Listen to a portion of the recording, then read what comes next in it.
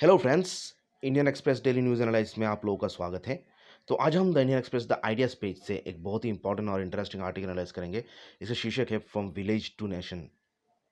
ये जो वर्तमान की जो सिस्टम में जो खामियाजा है एडमिनिस्ट्रेटिव सिस्टम में, उसको थोड़ा एजुकेशन साइंस एंड टेक्नोलॉजी से हम कैसे रिफॉर्म कर सकते हैं आफ्टर जो ये कोरोना वायरस या लॉकडाउन के बाद जो हालात होगी, उसमें हम कैसे एजुकेशन साइंस एंड टेक्नोलॉजी को यूज़ करके जो हमारा जो सिस्टम है उसको चेंज कर सकते हैं या उसमें इम्प्रूवमेंट ला सकते हैं। उसी पे ये आर्टिकल है और आर्टिकल लिखे हैं अनिल काकोडकर जी ने, जो कि फॉर्मर चेयरमैन थे एटॉमिक एनर्जी कमीशन के। तो आइए एनालाइज करते हैं इस आर्टिकल में उन्होंने क्या लिखा है।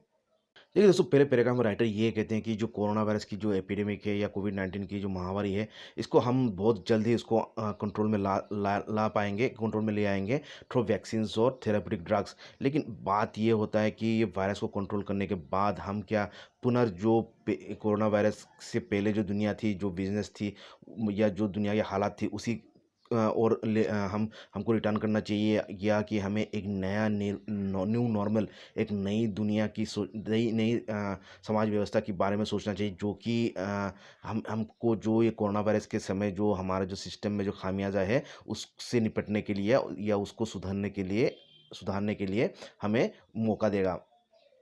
और जो लोग जो बात करते हैं कि जो नया नॉर्मल होगा कोरोना वायरस के बाद, तो ये मतलब जो चेंजिंग नेचर है, जो प्रोटेक्शनिज़्म या जो ग्लोबलाइजेशन की बारे में जो चेंजिंग नेचर होगा, उसके बारे में लोग सोचते हैं या बात करते हैं,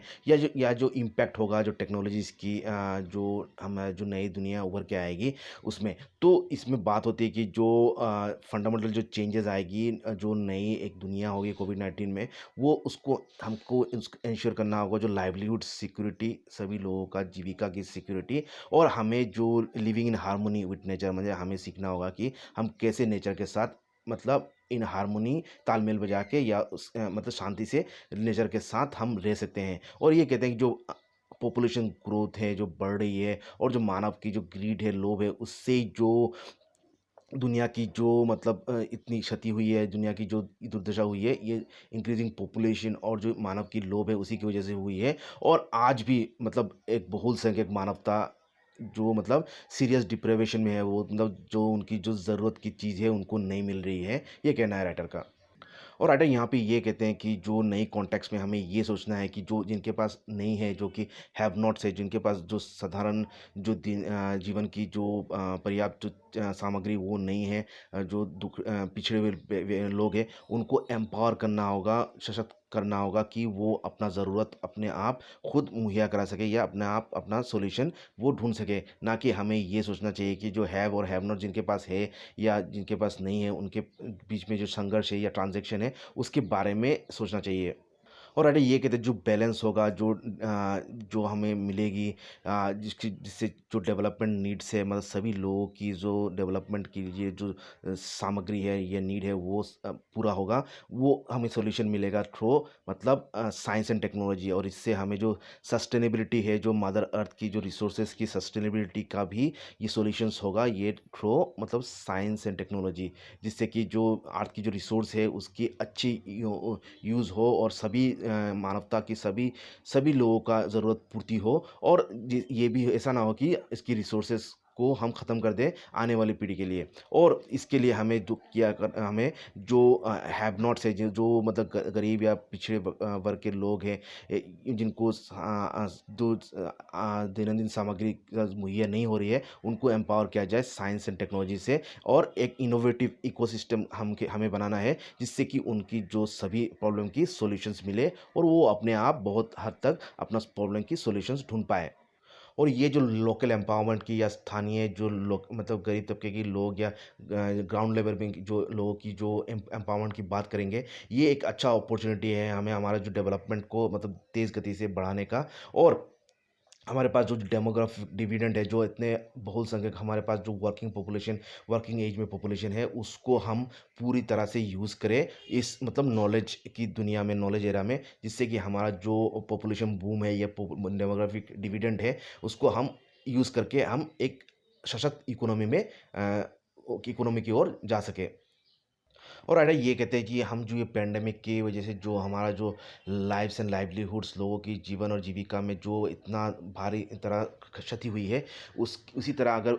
आगे ऐसा ना हो उसके लिए हमें एक कड़े एक एक्शन प्लान लेना होगा, जैसे कि हमने लिया था, जैसे कि इवेंट्स लाइक साइक्लोन्स या अर्थक्वेक से, जैसे प्राकृतिक दुर्घटना की से हमने लड़ने के लिए जो व्यवस्था ली है, उसी तरह हमें पैंडेमिक की जो महामारी है या ऐसे अगर आने वाले दिनों में अगर महामारी की वजह से क्षति ना हो, उसी तरह एक हमें एक्शन प्लान लेना होगा और ये एक्शन प्लान हमें एक ग्लोबल स्तर पर लेना होगा। तो उसी से हम मतलब आने वाले दिनों में ऐसे ही पैंडेमिक से हम लड़ सकेंगे।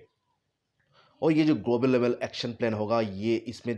Pre defined roles and actions, आपको वेरियस लेवल्स जो ऑर्गेनाइजेशन या सेटअप है उनकी एक predefined roles and actions देना पड़ेगा सरकार को। और जो ग्राउंड लेवल में हमें ये काम करना होगा, जो लोकल हॉस्पिटल्स है जो कि स्वास्थ्य कर्मी है या अस्पताल वगैरह है, उनको भी अपना रोल्स एंड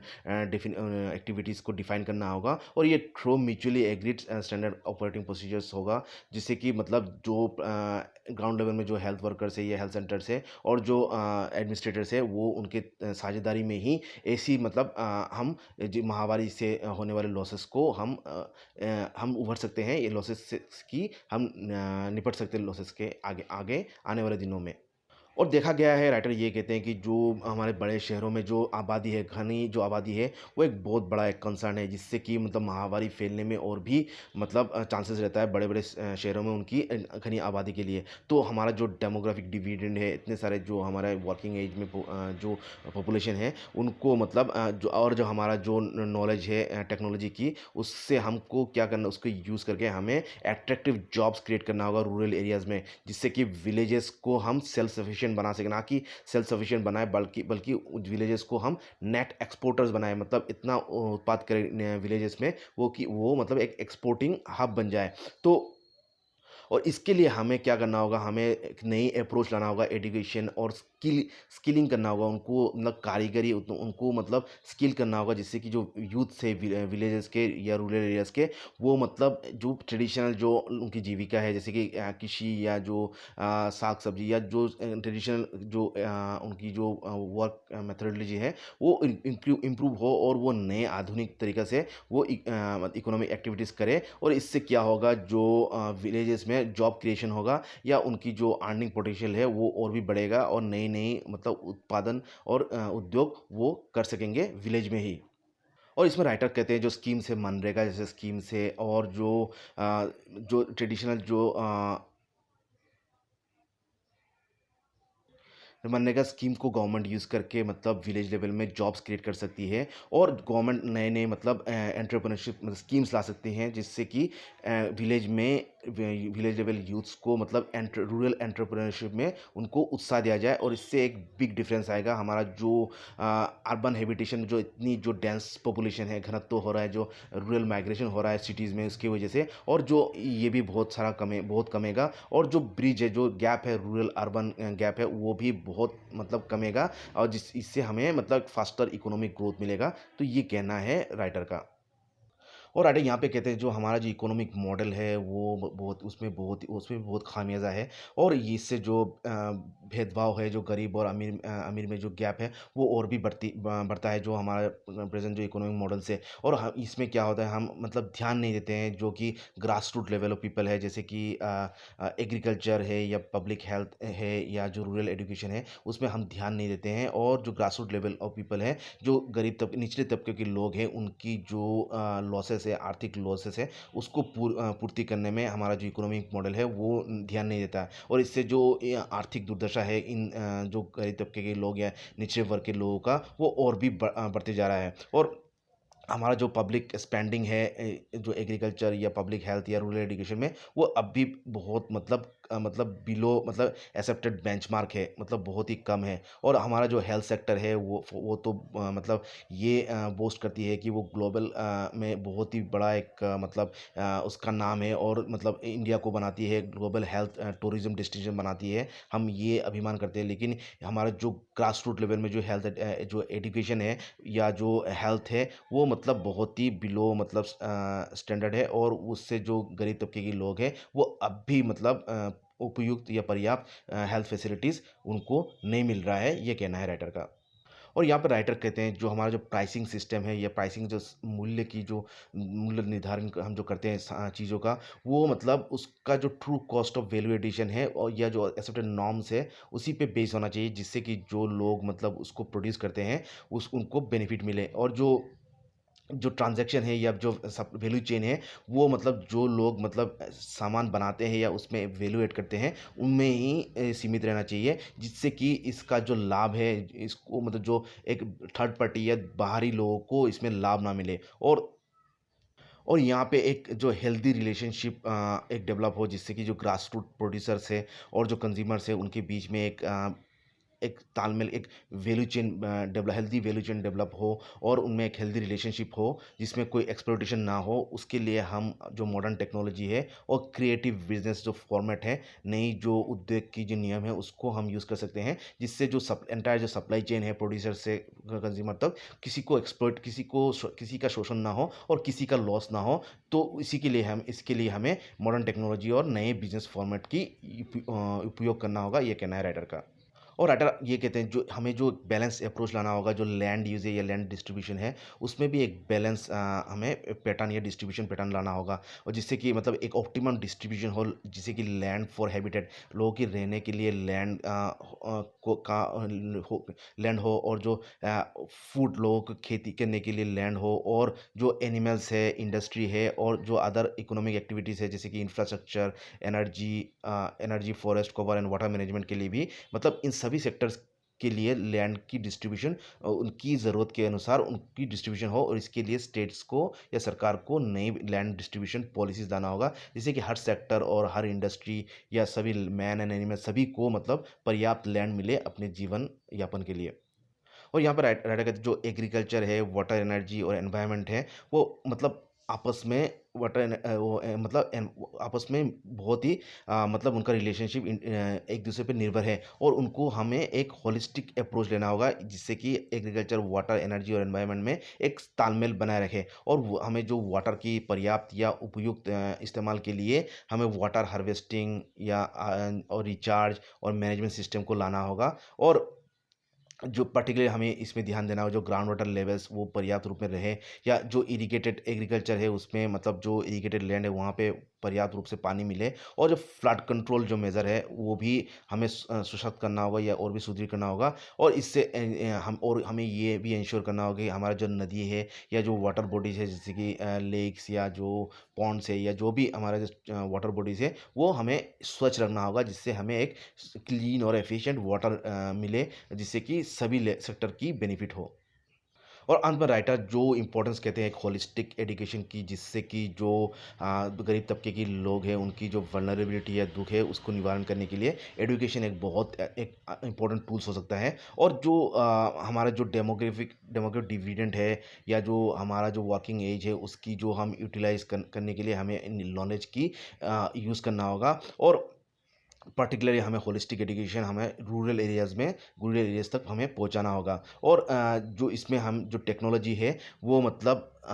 बहुत ही हम काम पे आ सकता है हमें एक क्वालिटी एजुकेशन रूरल एरियाज़ में तक पहुंचाने के लिए, जैसे ई एजुकेशन या डिजिटल एजुकेशन। उससे हम जो क्वालिटी एजुकेशन है वो हर गांव तक हम पहुंचा सकते हैं।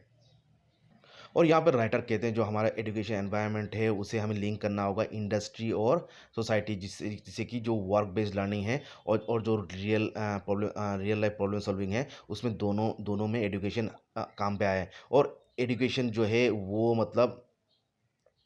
उसको यूज़ करके हम विलेज लेवल की जो टेक्नोलॉजी है या कैपेसिटी बिल्डिंग है या जो लाइवलीहुड एनहांसमेंट है उसको हम यूज़ कर सकें, और इसकी बेनिफिट हम रूरल एरियाज तक पहुंचा सकें। और यहाँ पे राइटर सिलेज इकोसिस्टम की बात करते हैं, जिसको कनेक्ट करती है मतलब जो मॉडर्न नॉलेज, रिसर्च और